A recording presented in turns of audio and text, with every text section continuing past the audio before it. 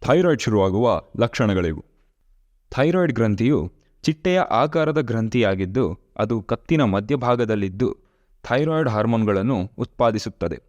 ಇದೊಂದು ಸಾಮಾನ್ಯ ಸಮಸ್ಯೆಯಾಗಿದ್ದು ಅವುಗಳ ಲಕ್ಷಣಗಳ ಮೂಲಕ ಬೇಗನೆ ಕಂಡುಹಿಡಿಯಬಹುದು.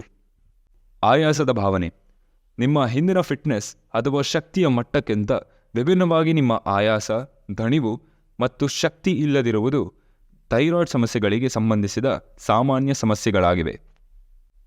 ಖಿನ್ನತೆ ಮತ್ತು ಆತಂಕ.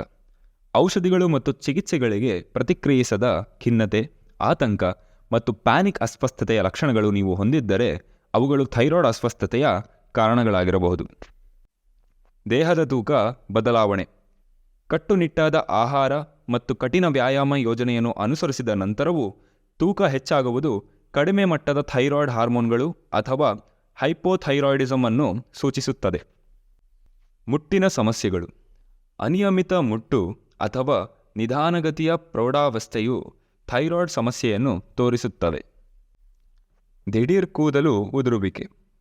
ಹಾರ್ಮೋನ್ ಮಟ್ಟಗಳು ನಿಮ್ಮ ಕೂದಲು ಬೆಳವಣಿಗೆಯ ಚಕ್ರವನ್ನು ಅಡ್ಡಪಡಿಸಬಹುದು ಮತ್ತು ಸಾಮಾನ್ಯಕ್ಕಿಂತ ಹೆಚ್ಚು ಕೂದಲು ಉದುರುವಿಕೆಗೆ ಕಾರಣವಾಗಬಹುದು. ಅತಿಯಾದ ಸೆಕೆ ಅಥವಾ ಚಳಿ. ಥೈರಾಯ್ಡ್ ಹಾರ್ಮೋನುಗಳ ಮಟ್ಟದಲ್ಲಿನ ಬದಲಾವಣೆಯು ದೇಹದ ಉಷ್ಣತೆಯನ್ನು ನಿಯಂತ್ರಿಸುವ ಸಾಮರ್ಥ್ಯವನ್ನು ಅಡ್ಡಿಪಡಿಸುತ್ತದೆ. ಕುತ್ತಿಗೆಯಲ್ಲಿ ಅಸ್ವಸ್ಥತೆ. ಥೈರಾಯ್ಡ್ ಸಮಸ್ಯೆಗಳು ಗಟ್ಟಿಯಾದ ಧ್ವನಿ, ಗೊರಕೆ ಮತ್ತು ಥೈರಾಯ್ಡ್ ಪ್ರದೇಶದಲ್ಲಿ ಸ್ವಲ್ಪ ಉಬ್ಬುವುದು ಅಥವಾ ಮುಂಚಾಚಿರುವಿಕೆಯಂತಹ ಸಮಸ್ಯೆಗಳನ್ನು ಉಂಟುಮಾಡಬಹುದು. ಕರುಳಿನ ಸಮಸ್ಯೆ.